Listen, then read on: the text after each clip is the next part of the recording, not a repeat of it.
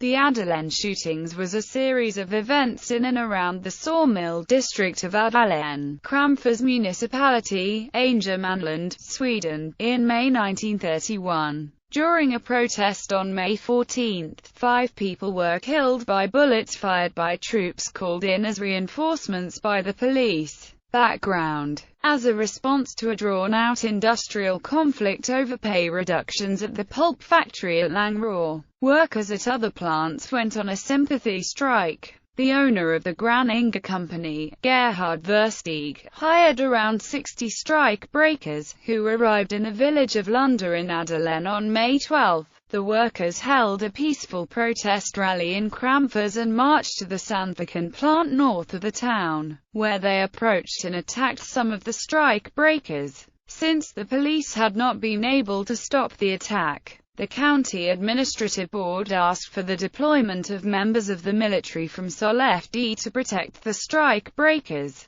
When the troops arrived in the late evening of May 13, they were met by protesters, allegedly throwing stones. Confrontation. On May 14 the unions held another rally, during which the attending workers decided to stop all work in the timber and pulp industries in Ådalen, a general strike. After the meeting, several thousand participants marched to the strike breakers' quarters in Lunda, where the troops had been ordered to defend the strike breakers. When they arrived in the village, a patrol of mounted troops tried unsuccessfully to stop them. In the confusion that followed, at least one man fell off his horse and another drew his pistol and fired warning shots while the patrol withdrew. The military commander, Captain Nils Mesterton, said later that he believed the demonstrators carried weapons since he heard shots as well as seeing some of the mounted patrol bleeding. At a distance of less than 100 meters, he ordered his troops to fire, which they did, aiming as planned at the ground halfway between the line and the demonstrators.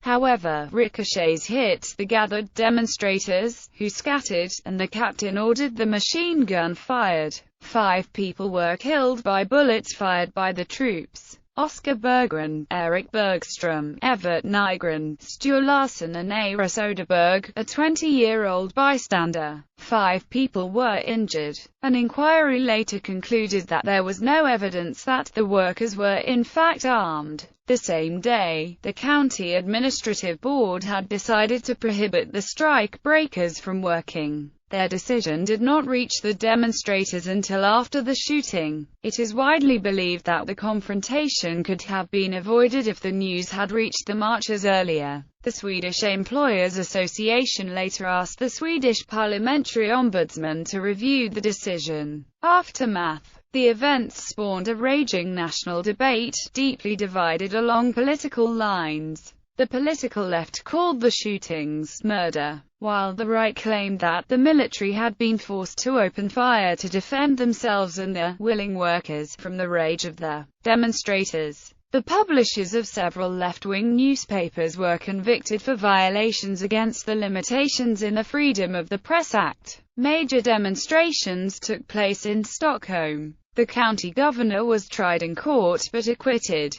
Captain Mesterton and Captain Beckman were initially convicted in court-martial, but were acquitted on appeal, and that verdict was confirmed by the Supreme Court. Sergeant Rask and Sergeant Tapper, who were manning the machine gun, were also put on trial since repositioning had been performed with a loaded weapon, which was against the Army regulations. Rask was acquitted while Tapper was found guilty and was sentenced to 3 days confined arrest with loss of pay. On the other hand, several demonstrators had to face severe sentences. Axel Nordström, considered to be the leader, was sentenced to 2.5 years imprisonment with hard labor. No damages were awarded to the wounded demonstrators or to the families of the 5 dead. The government, under the Liberal Prime Minister Carl Gustaf Ekman, replaced the county governor and launched an investigation into the event. The investigation, with representatives from both employers and trade unions,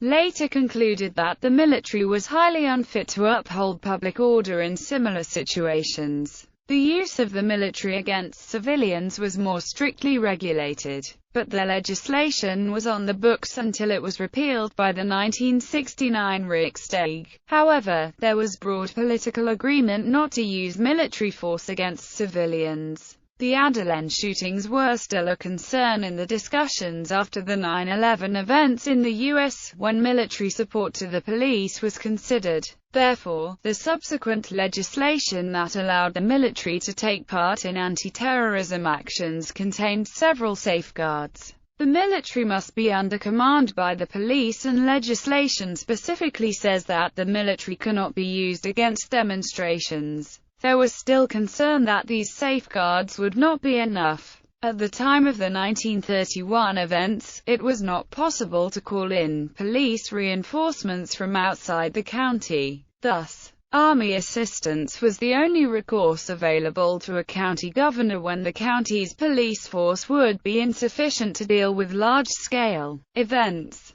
The shootings highlighted the inadequacy of this state of affairs. One effect of the Ådalen shootings was the formation of a national police force in 1933. Coverage in film. In 1969, well-known Swedish filmmaker Bo Widerberg told the story of the events in his film Ådalen 31. Partly thanks to the film, partly through the persistent use of the events in political debate, the Ådalen shootings are still well known in Sweden, and are sometimes referred to in connection with violent clashes between demonstrators and police, such as the 2001 EU summit protests in Gothenburg. The incident is also mentioned several times in the 1979 Swedish comedy film Repmanad.